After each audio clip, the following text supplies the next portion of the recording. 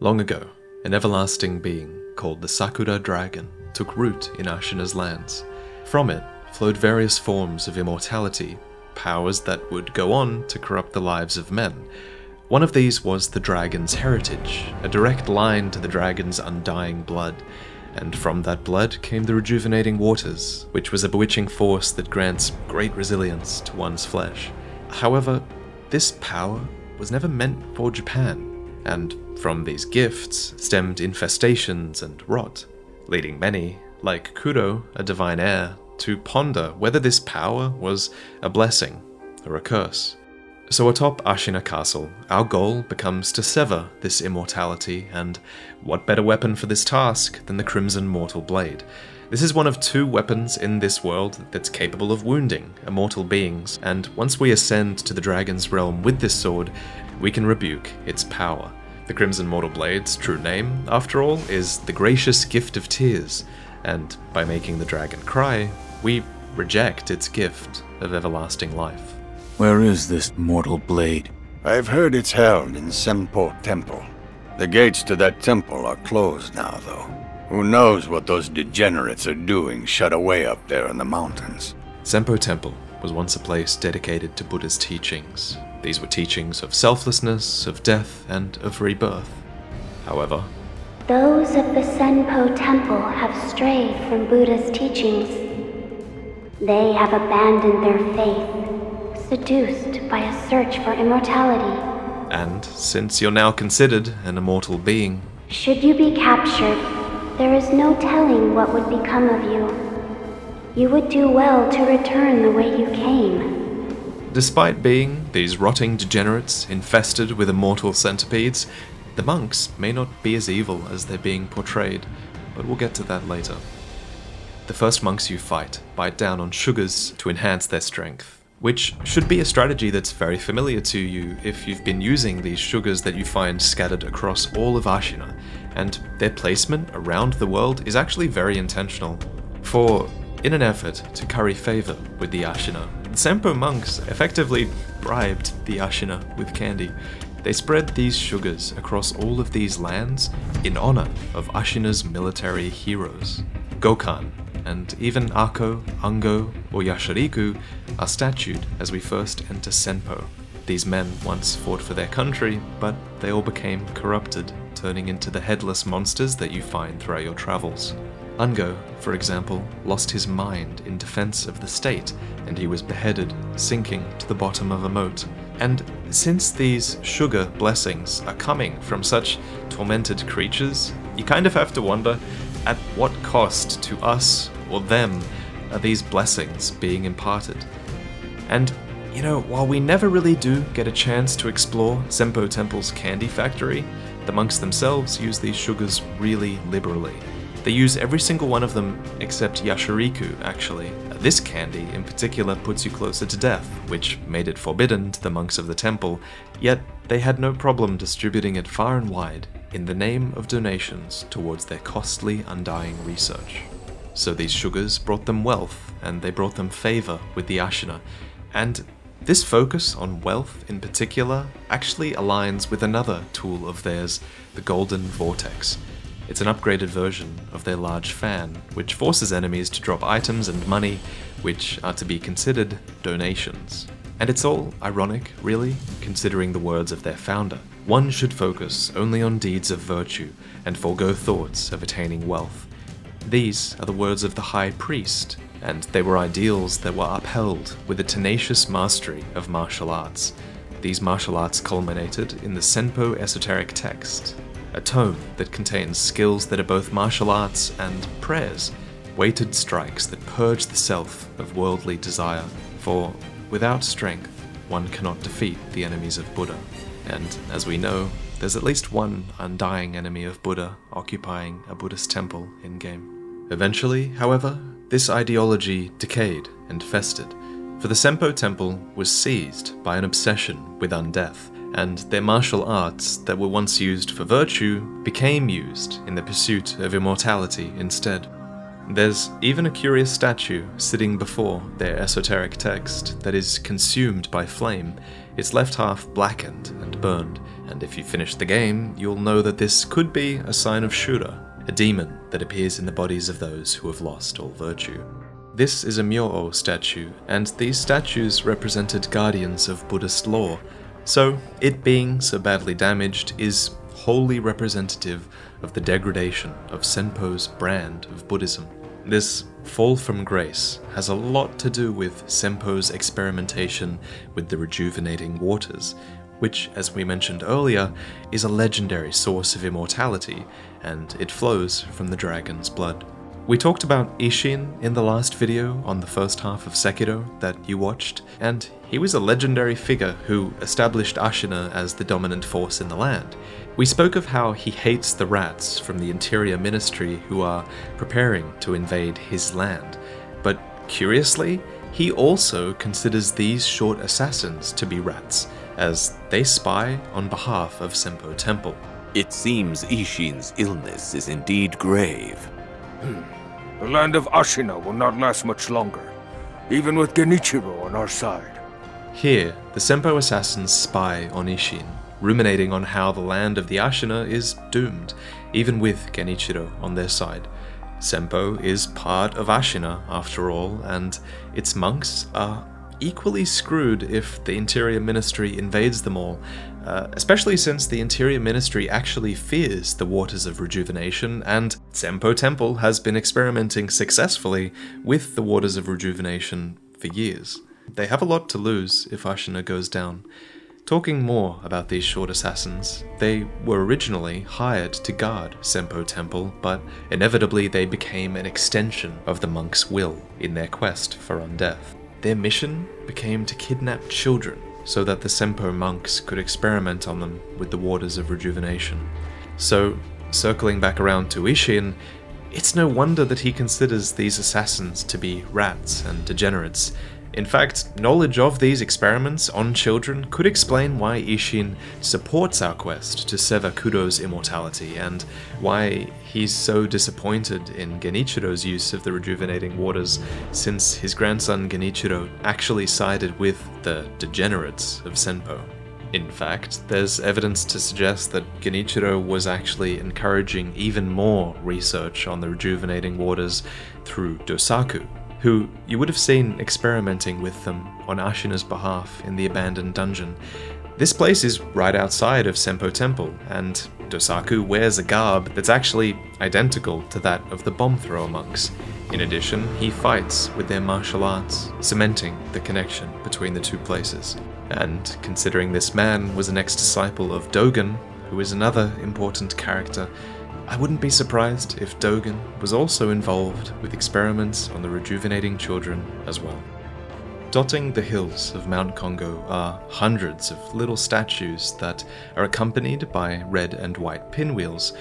These were offered in fond remembrance for the children that the monks sacrificed in their experiments with immortality, and at least one of these children is likely named Robert!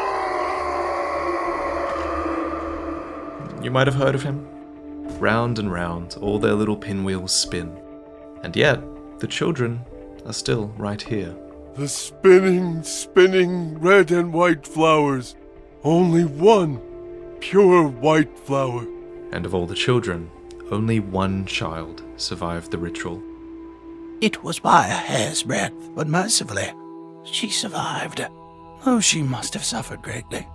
You'd best treat her kindly. This member of the memorial mob still remembers the event, and it makes sense, right? Because where you find the departed, you will find the memorial mob. Curiously though, when he contracts dragon rot, he actually draws a parallel to what the children went through during the experiment. Oh, divine children, forgive me. What's wrong with you? Buddha's just and righteous punishment. I had no idea the divine children were suffering so badly. I see now. I must make an offering. He feels guilty, but none should feel more guilt than those who are directly responsible. Children of the rejuvenating waters, forgive me. that child. She's the only one left. She must be lonely, trapped in that room by herself. So you're the one who works for the divine heir of the dragon's blood. That's right. The divine heir is truly exalted. But exalted or not, man is still man. Oh, I'm so foolish that I didn't understand that myself. Don't leave your divine heir on his own. Leave. It's too late to regret once you've already lost them. This man is a high-ranking priest, as he claims to be at fault for the divine child's confinement. Furthermore, he's proof that the monks knew that their experiment was successful, but ironically, it also seems like it's impossible for them to reach the realm where she resides. It's my fault. The child, she's confined within the inner sanctum. It's impossible to see her now. Why?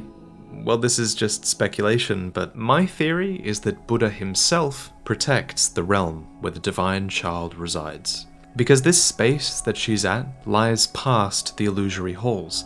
This is a realm protected by the folding screen monkeys, beings that are said to occupy a space between life and death. These guys are a play on a proverb that you've probably heard, see no evil, hear no evil, speak no evil. This is a famous proverb of Buddhist tradition, and there's even an invisible fourth monkey, who is a reference to the do no evil principle that they often leave out when they're talking about this legend.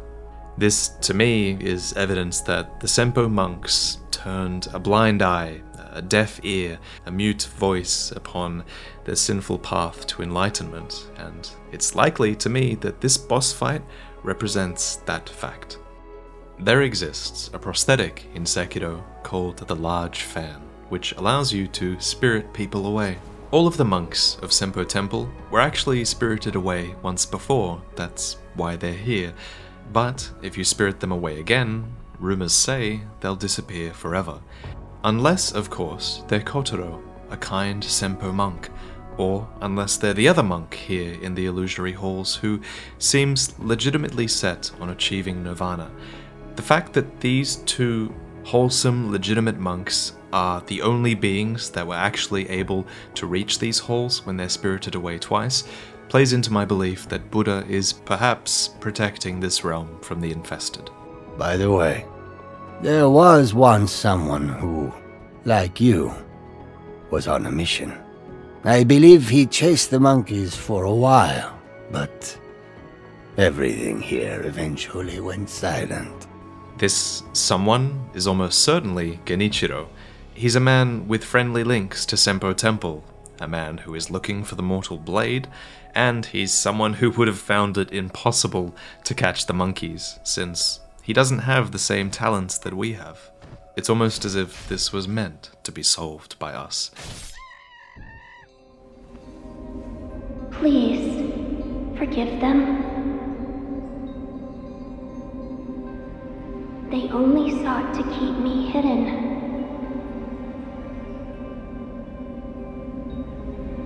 However, it seems it was not meant to be. Close your eyes. Let us meet at the inner sanctum. Here, the divine child of the rejuvenating waters imparts you, finally, with the mortal blade, which you're able to draw thanks to your resurrective powers.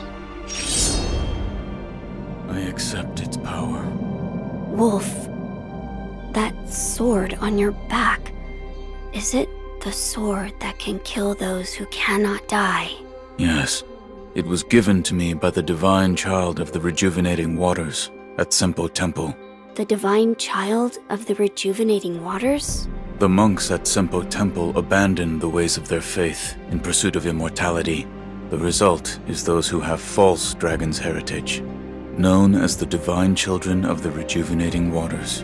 A false dragon's heritage.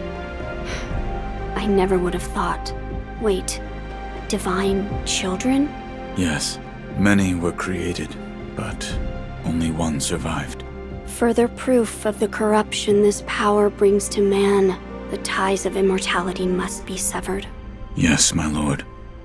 Now that you have the gracious gift of tears, we can actually acquire the dragon's tears and sever immortality. Interestingly though, we are not the first to seek the Crimson Mortal Blade with a mortal severance in mind. Many years ago, there was a woman named Tomoe and a divine heir named Takeru who tried to do the same.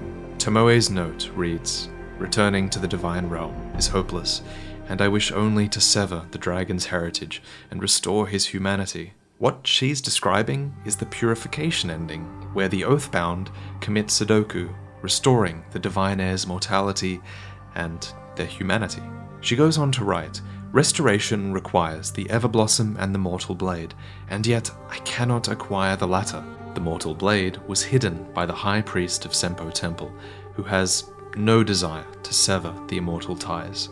The High Priest is central to everything in Senpou. He was the founder of this temple, so we need to figure out what his motivations were for creating the Divine Child, for starting this temple, for hiding away the Mortal Blade, and for creating the Divine Children."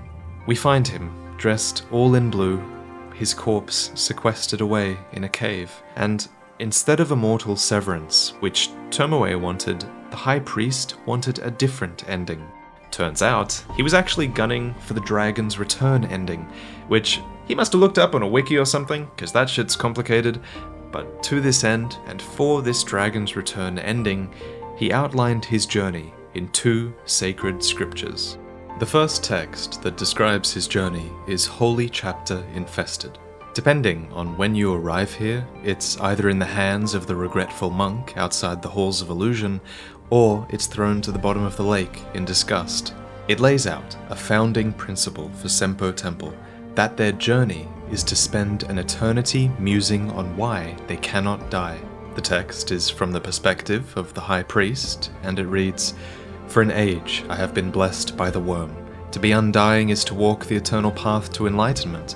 Thus I must become enlightened to understand why I cannot die. It is said that the holy dragon's origins were in the west. So I wonder, how did the worm come to be bestowed upon me?"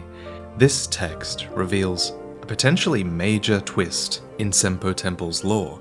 It reveals that their founding principle isn't necessarily to acquire immortality. After all, the monks already assumed they were immortal from the centipedes. No, instead their founding goal was to understand their infestation, something the High Priest considered enlightenment, although whether it is enlightenment and whether the path to that enlightenment was justified, that is another story. But he believed that the avenue to this enlightenment was the creation of a divine child of the rejuvenating waters, and they abandoned all virtue and ethics while chasing that creation. And when you give the divine child this text, it explains to her why she was created. I was told to give this to you. Thank you. I will accept it. What's wrong? I still cannot help but detest them. In the end, though, the information within does set her on a path to the dragon's return. There is something I would like to discuss. I believe we should aim not to sever the dragon's heritage, but instead to return it to its rightful place.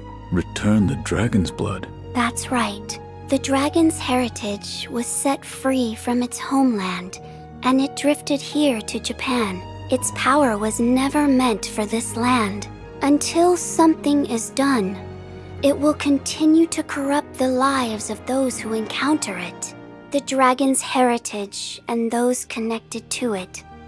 It is only right that they return home, to the west, to the birthplace of the divine dragon. However, there is one problem. I am unsure of the exact destination.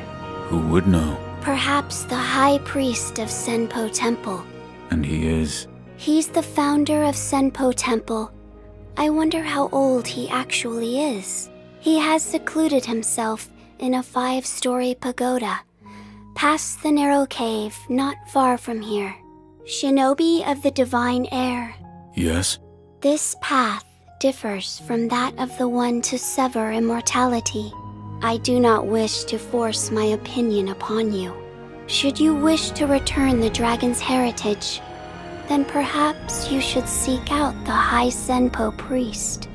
The Infested chapter speaks of his undying journey towards understanding why he cannot die, and the second chapter, Dragon's Return, lays out his conclusions. It reads, "Undying, I pray for the dragon's return. Undying, lo, let us wait an age, for the divine air to assimilate the cold dragon tears, for the cradle to consume the pear of serpentine fruits. Let the cradle endure, giving him shelter, granting his return to the west."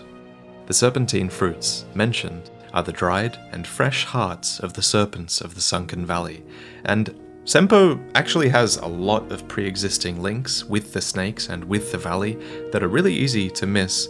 However, discussion surrounding the snakes will continue in the Sunken Valley episode, and we'll go deeper into the Dragon's Return, I think, in the endings video.